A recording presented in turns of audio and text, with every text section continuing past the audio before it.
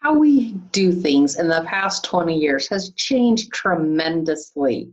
In years past, a 4-H newsletter would come from the county extension office listing all of the opportunities available for 4-H members.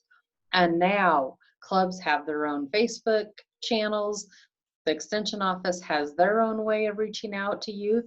So how do you go about knowing how to coordinate? This is chapter 1 in marketing 4-H shooting sports.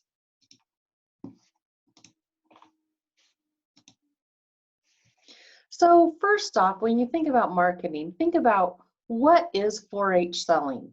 We often hear about the research, how a young person belongs, and then they get some independence, and then they master skills, and then actually are generous with their club, their community, and even their world. And positive youth development, that's the other phrase often of what we hear 4-H is selling.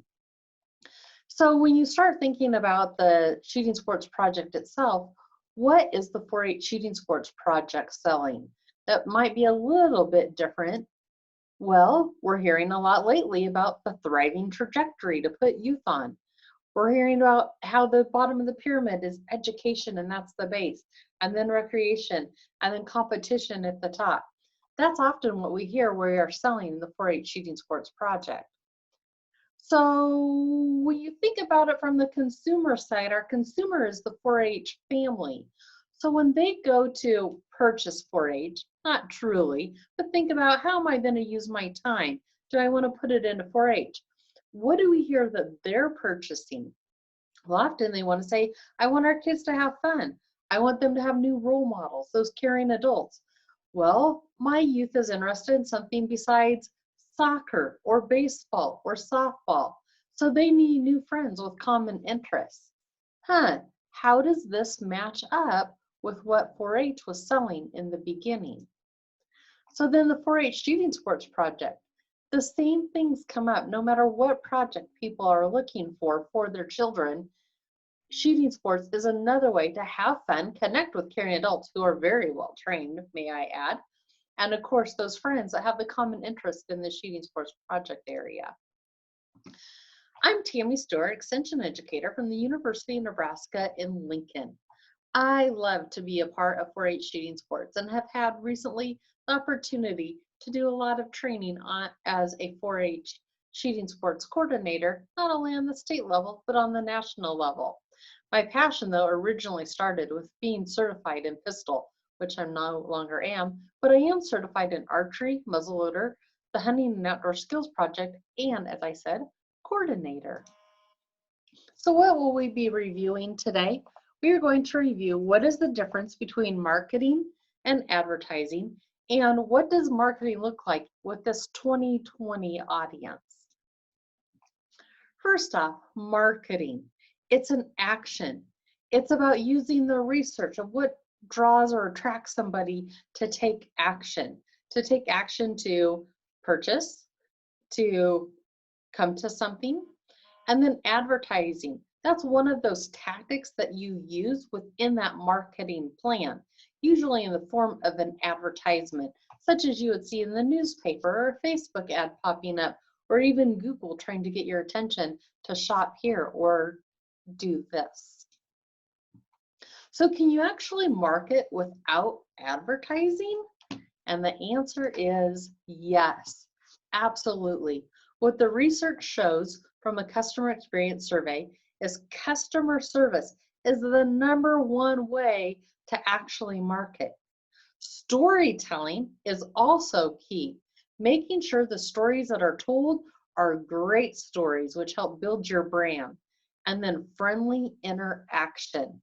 These are all a part of marketing and have nothing to do with making an ad or an advertisement. So in the corner here, you see one of my favorite performers, Mr. Garth Brooks. Almost every Monday night, he does a program called Inside Studio G. Now, this is not a man who needs the money.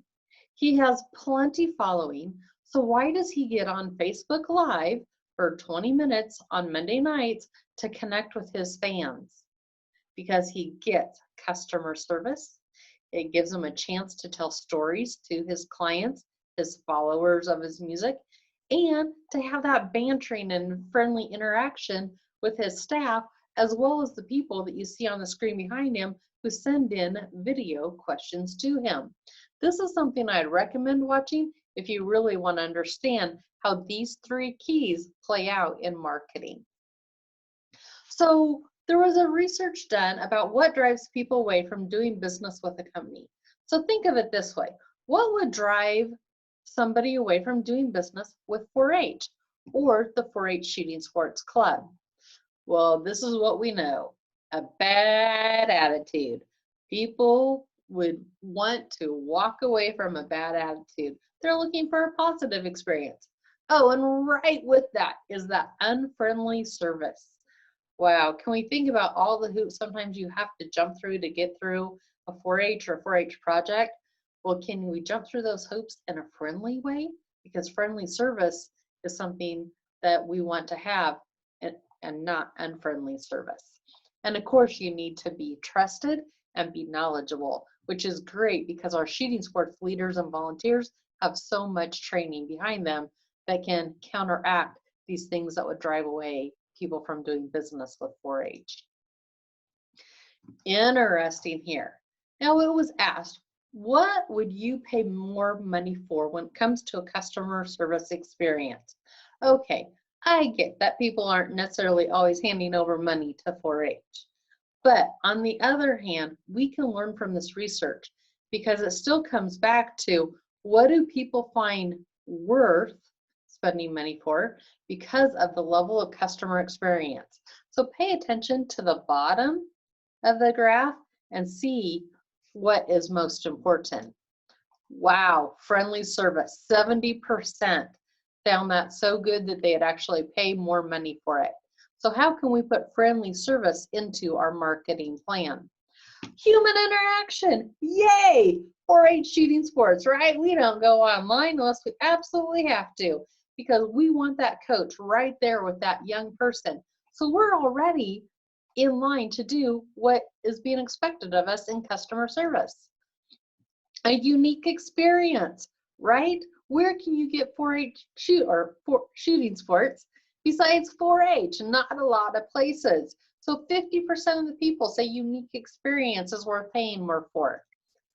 Personalization. Look at the small groups that we coach in and what we do. We are so set for marketing and our customer experience and our customer service because of how 4-H shooting sports is already laid out. And all of this leads to the brand image, that clover, like the ones you see behind me here. When people see that, what feelings conjure up inside of them? Because there's feelings that help with marketing. So marketing in the year 2020 looks a lot different than what it did 20 years ago. What do we know? First off, how do people prefer to learn about a new product or service? In this case, how would they prefer to learn about the 4-H program? And then once we get them to 4-H, how would they prefer to learn about the shooting sports project area? Whoa, look at that gap in the numbers from 68% to 15%. 68% say a short video. When we say short video, we're talking 3 minutes or less. And I would stress the or less. So when you're starting to think about how do I invite somebody to my 4-H club, do I just send them an email? Maybe that email needs to have a link to a short video introducing you as the leader, because short video is how people prefer to learn about you. So what does this mean for recruiting like new 4-H members, volunteers to become certified leaders for us or coordinate, or even gaining donors? How are you going to get people to that video, to that website that really don't know about you? Well, first off, what we're finding out in this research is that when we look at the younger generation, right, that we're trying to recruit in as leaders and things like that, is they want to be able to search by a visual image. This means that words and text aren't enough. They want to see a picture.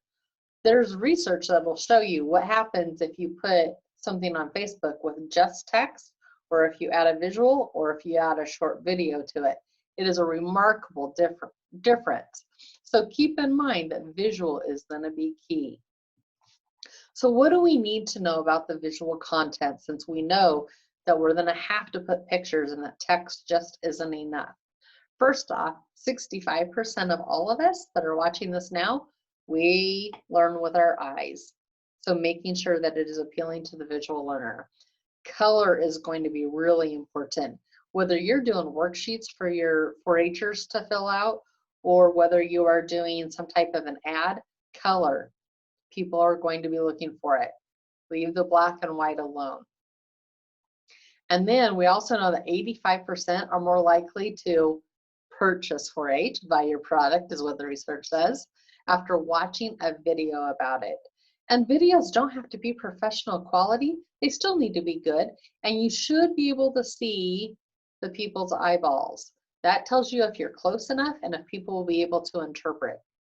So keep in mind that visual is going to be really important, because 180% are more likely to engage with a post online with an image. And also keep in mind, when we start thinking about how do we learn and how does our brain process, our brain processes visuals 60,000 times faster than if they're reading about it. So keep in mind that the visual content is going to be key. So what do we know about marketing in the year 2020 and beyond? Visual matters, video matters, and the customer experience matters. Thank you for joining me today for Chapter 1 of 2 chapters of Marketing Your 4-H Shooting Sports Project.